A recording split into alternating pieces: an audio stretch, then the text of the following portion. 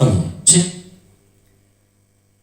ಪ್ರಿಯ ಸಹೋದರ ಸಹೋದರಿಯರೇ, ತಮ್ಮೆಲ್ಲರಿಗೂ ಯೇಸು ಕ್ರಿಸ್ತನ ನಾಮದಲ್ಲಿ ನನ್ನ ಹೃದಯಪೂರ್ವಕವಾಗಿ ವಂದನೆಗಳನ್ನು ಸಲ್ಲಿಸಲಾಗುತ್ತೇನೆ. ಪ್ರಿಯ ಸಹೋದರರೇ, ಇವತ್ತಿನ ದಿನದಲ್ಲಿ ನಮ್ಮ ರಕ್ಷಕರಾದಂಥ ಯೇಸು ಸ್ವಾಮಿಯು ಒಂದು ಸಾಮ್ಯವನ್ನು ಹೇಳಿದ್ದಾನೆ. ಅದೇನಪ್ಪ ಅಂತಂದ್ರೆ, ಒಬ್ಬ ತಂದೆಯು ಅನಂತರ ಆತನಿಗೆ ಇಬ್ಬರು ಮಕ್ಕಳು. ಆ ಇಬ್ಬರು ಮಕ್ಕಳಲ್ಲಿ ಒಬ್ಬನು ದೊಡ್ಡವನು ಅಂದರೆ ಈರಿ ಮಗನು ವ್ಯವಸಾಯವನ್ನು ಮಾಡುವಂಥ ವ್ಯಕ್ತಿ.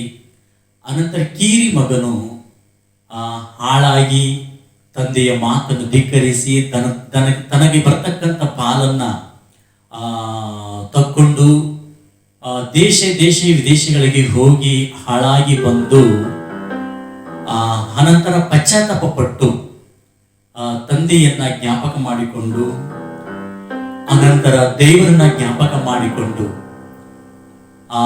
ಹೀಗೆ ಒಂದು ಹಾಡನ್ನು, ಒಂದು ಗೀತೆಯನ್ನು ಹಾಡುತ್ತಾನೆ. ಆದರೆ ಆ ಗೀತೆಯಲ್ಲಿ ಎಷ್ಟು ಬಾಧೆ, ಎಷ್ಟು ಕಣ್ಣೀರು, ಎಷ್ಟು ಮನಸ್ಸಿದೆ ಎಂಬುದನ್ನು ನೀವು ಕೂಡ ಈಗ ತಿಳಿಕೊಳ್ಳಿ. ಯಾಕಂದ್ರೆ ತಂದೆಯ ಮಾತನ್ನು ಧಿಕ್ಕರಿಸಿ ಹಾಳಾಗಿ ಹೋಗಿರ್ತಕ್ಕಂಥ ಮಗನು ಎಷ್ಟು ಪಶ್ಚಾತ್ತಾಪ ಪಟ್ಟು ಹೀಗೆ ಹಾಡುತ್ತಾನೋ, ಹೀಗೆ ಹಾಡಿದಾನೋ ನೀವು ಕೇಳಿ ನನ್ನ ಧ್ವನಿಯನ್ನ.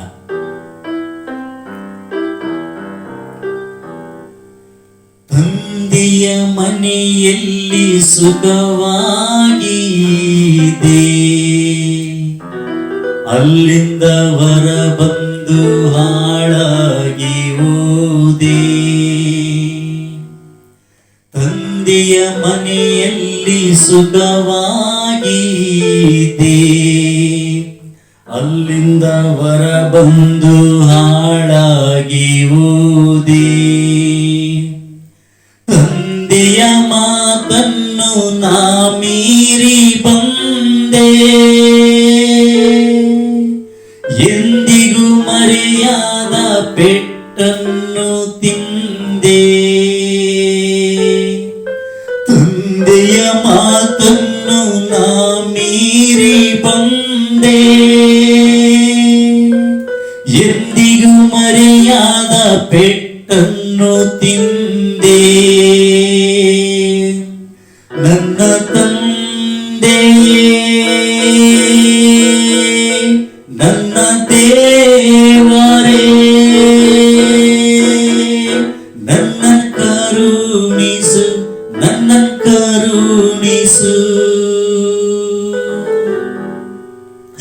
ಇದ್ದರು ಮನೆಯಲ್ಲಿ ಮನೆ ತುಂಬಾಳು, ಆಗಿತು ನಂದು ಅರಸನ ಬಾಳು. ಇದ್ದರು ಮನೆಯಲ್ಲಿ ಮನೆ ತುಂಬಾಳು, ಆಗಿತು ನಂದು ಅರಸನ ಬಾಳು. ಗೆಳೆಯರ ನಂಬಿ ನಾನಾದೆಯಾಳು, ಈಗಿಲ್ಲ ನನಗೆ ತಿನ್ನಕ ಕೂಳು. ಗೆಳೆಯರ ನಂಬಿ ನಾನಾದೆಯಾಳು, ಈಗಿಲ್ಲ ನನಗೆ ತಿನ್ನಕ ಕೂಳು. ನನ್ನ ತಂದೆ, ನನ್ನ ದೇವರೇ, ನನ್ನನ್ನು ಕರುಣಿಸು, ನನ್ನನ್ನು ಕರುಣಿಸು. ತಂದೆಯ ಮನೆಯಲ್ಲಿ ಸುಖವಾಗಿದೆ, ಅಲ್ಲಿಂದ ಹೊರ ಬಂದು ಹಾಳಾಗಿ ಹೋದೆ.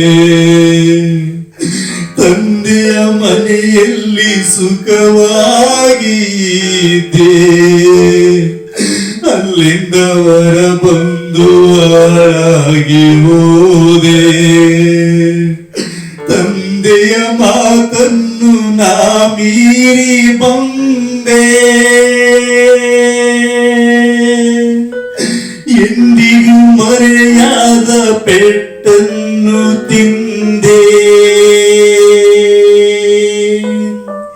ನನ್ನ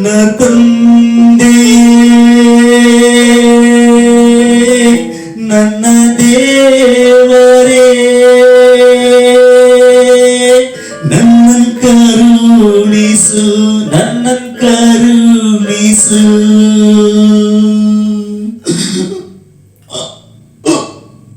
ಕೈ ತುಂಬ ಸಂಪತ್ತು ನಾ ಬೇಡಿ ತಂದೆ, ಗರ್ವದಿ ನನ್ನಂತೆ ಯಾರಿಲ್ಲ ಎಂದೇ. ಕೈ ತುಂಬ ಸಂಪತ್ತು ನಾ ಬೇಡಿ ತಂದೆ, ಗರ್ವದಿ ನನ್ನಂತೆ ಯಾರಿಲ್ಲ ಎಂದೇ.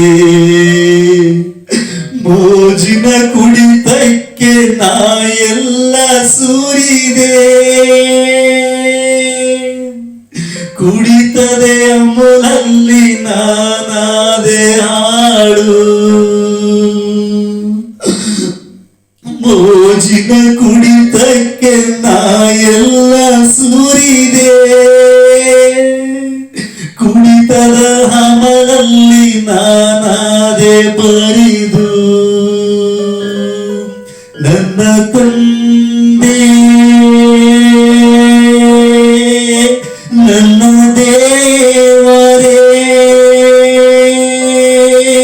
ನನ್ನನ್ ಕರುಣಿಸು, ನನ್ನನ್ ಕರುಣಿಸು. ತಂದೆಯ ಮನೆಯಲ್ಲಿ ಸುಖವಾಗಿ ಇದ್ದೆ, ಅಲ್ಲಿಂದ ಹೊರ ಬಂದು ಹಾಳಾಗಿ ಹೋದೆ. ತಂದೆಯ ಮನೆಯಲ್ಲಿ ಸುಖವಾಗಿ ಇದ್ದೆ, ಅಲ್ಲಿಂದ ಹೊರ ಬಂದು ಹಾಳಾಗಿ ಹೋದೆ. ತಂದೆಯ ಮಾತನ್ನು ನಾ ಮೀರಿ ಬಂದೆ, ಎಂದಿಗೂ ಮರೆಯಾದ ಪೆಟ್ಟನ್ನು ತಿಂದೆ. ನನ್ನ ತಂದೆಯೇ, ನನ್ನ ದೇವರೇ, ನನ್ನನ್ ಕರುಣಿಸು, ನನ್ನನ್ ಕರುಣಿಸು, ನನ್ನನ್ ಕರುಣಿಸು, ನನ್ನನ್ ಕರುಣಿಸು. ಅಪ್ಪ, ತಂದೆ, ಪರಲೋಕ ದೇವರಿಗೂ ನಿನಗೂ ವಿರೋಧವಾಗಿ ನಾನು ಪಾಪ ಮಾಡಿದ್ದೇನೆ. ನನ್ನನ್ನು ಕ್ಷಮಿಸು, ನನ್ನನ್ನು ಕ್ಷಮಿಸು, ನನ್ನನ್ನು ಕ್ಷಮಿಸು. Amen, amen. ಎಲ್ಲ ದೇವರಿಗೆ ಘನಮಾನ ಮಹಿಮೆಗಳು ದೇವರಿಗೆ ಸಲ್ಲಲಿ.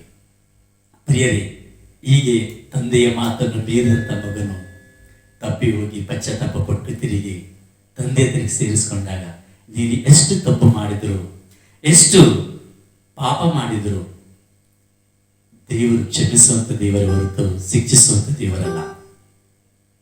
ಯಾಕಂದ್ರೆ ಆತನ ಎತ್ತ ತಂದೆಯು ದೈಹಿಕವಾದಂತ ತಂದೆಯಾಗಿರಬಹುದು, ಹಾಗೆ ಆತ್ಮಿಕನಾದಂತ ತಂದೆಯಾಗಿರ್ಬೋದು. ಈ ಇಬ್ಬರ ತಂದೆಯ ಮಾತನ್ನು ಎಂದಿಗೂ ಮೀರದೆ ನಡೆಯೋರಾಗಿ ನಡೆದುಕೊಳ್ಳಿ. ಈ ತಂದೆಯರ ಮಾತನ್ನು ಧಿಕ್ಕರಿಸದೆ ಗೌರವವನ್ನು ಕಾಪಾಡುವಂತ ಒಂದು ಮಕ್ಕಳಾಗಿ ನಡೆಯೋಣ. ಅನ್ಯ ಜನಗಳ ಬಳಿಯಲ್ಲಿ ವಾಸ ಮಾಡುತ್ತಿರುವಾಗ ನನ್ನ ದೈಹಿಕವಾದಂಥ ತಂದೆಯ ತಲೆ ತಗ್ಗಿಸಿಕೊಳ್ಳುವಂತೆ ಎಂದಿಗೂ ನಡೆಯುವುದಿಲ್ಲ ನಾನು. ಹಾಗೆ ನನ್ನನ್ನು ಹುಟ್ಟಿಸಿರ್ತಕ್ಕಂಥ ಈ ಲೋಕದಲ್ಲಿ ಪರಲೋಕದ ತಂದೆಯಾದಂಥ ನನ್ನ ದೇವರಿಗೂ ಕೂಡ ಯಾವ ಕೆಟ್ಟ ಹೆಸರು ತರಲಾರದಾಗೆ ನಡೆಯುವಂತವನಾಗುತ್ತೇನೆ. ನನ್ನ ಜೀವಿತದಲ್ಲಿ ಎಷ್ಟೇ ಕಷ್ಟ ನಷ್ಟಗಳು ಆದರೂ, ಏನು ಇಲ್ಲಂದ್ರು ಯಾರು ಇಲ್ಲಂದ್ರು, ಇವತ್ತಿನ ದಿನದಲ್ಲಿ ಏಕಾಂಗಿಯಾಗಿ ಜೀವನ ಮಾಡುತ್ತಾ ನಾನು ದೇವರನ್ನು ಮಹಿಮೆಪಡಿಸುವಂತ ಒಂದು ಮಗನಾಗೇ ನಡೆದುಕೊಳ್ಳುತ್ತೇನೆ. ಅದೇ ನನ್ನ ಗುರಿಯು. ಅದಕ್ಕ ನನ್ನ ಜೀವಿತದಲ್ಲಿ ಒಂದು ಮಾತು ಹೇಳ್ತೇನೆ, ನಿಜವಾಗ್ಲೂ ಹೇಳ್ಬೇಕಂದ್ರೆ, ಫೇಲ್ ಆದರೆ ಪಾಸ್ ಆಗ್ಲಿಕ್ಕೆ ಚಾನ್ಸ್ ಇರುತ್ತೆ, ಪಾಸ್ ಆದರೆ ಗುರಿ ಮುಟ್ಟುವ ಆನಂದ ಸಿಗುತ್ತೆ. ಹೇಳಿ ಎದ್ದಿದ್ದೇನೆ, ಗುರಿ ಮುಟ್ಟುವ ತನಕ ನಿಲ್ಲಲಾರೆ ನಾನು. ಸ್ವಾರ್ಥ ಸಾರುವುದೇ ನಮ್ಮ ಗುರಿಯು, ಆತ್ಮಗಳನ್ನು ಸಂಪಾದಿಸುವುದೇ ನಮ್ಮ ಗುರಿಯು, ಸಭೆಗಳನ್ನು ಕಟ್ಟುವುದೇ ನಮ್ಮ ಗುರಿಯು, ಪರಲೋಕವನ್ನು ಪಡೆದುಕೊಳ್ಳುವುದೇ ನಮ್ಮ ಗುರಿಯು. ದೇವರನ್ನು ಕಾಣುವುದೇ ನಮ್ಮ ಗುರಿಯು. ನಮ್ಮ ಬಿಡಾರಿಗಳನ್ನು ನಾವು ಹೊಂದಿಕೊಳ್ಳುವುದೇ ನಮ್ಮ ಗುರಿಯು. ಇದೇ ನನ್ನ ಗುರಿಯು, ನಿಮ್ಮ ಗುರಿಯು ಆಗಿರಲಿ. ಆಮೆನ್.